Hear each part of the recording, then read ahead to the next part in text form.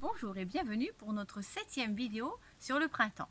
Alors, te souviens-tu ce que nous avons appris durant la 6e vidéo? Très bien, nous avons appris que les fleurs se transforment en fruits et que, en fait, c'est le pistil de la fleur qui grossit pour se transformer en fruit. Alors aujourd'hui, nous allons savoir à quel moment la fleur commence à se transformer en fruit. Nous savons déjà que les fleurs contiennent du pollen sur leurs étamines. Eh bien, pour qu'une fleur puisse se transformer en fruit, il faut qu'elle reçoive du pollen d'une autre fleur qui va venir se loger au fond du pistil. Mais dis-moi, maîtresse, comment elles font les fleurs pour transporter le pollen? Elles n'ont pas de jambes. Eh bien, et toi, le sais-tu? Très bonne question, la petite souris. Eh bien, elles appellent des amis.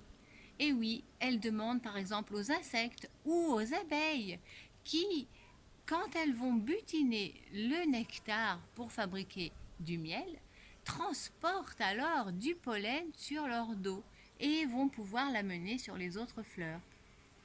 Ça s'appelle la pollinisation. Voici une petite animation qui nous montre une abeille en train de butiner du nectar d'une fleur et puis elle transporte donc sur son dos du pollen qu'elle va aller apporter à une autre fleur puisqu'elle va aller butiner une autre fleur. Le pollen se dépose alors dans la fleur, dans le pistil et il se transforme alors en fruit. Alors, qu'avons-nous appris aujourd'hui dans cette vidéo?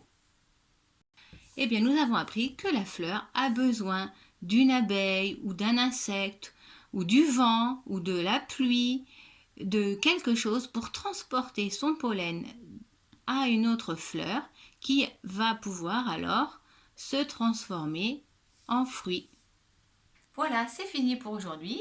Tu peux revoir cette vidéo pour bien enregistrer toutes ces nouvelles informations et tu peux aussi faire un petit schéma de la fleur qui se transforme en fruit en n'oubliant pas d'ajouter un insecte qui va pouvoir apporter du pollen pour que la fleur puisse se transformer en fruit. À bientôt!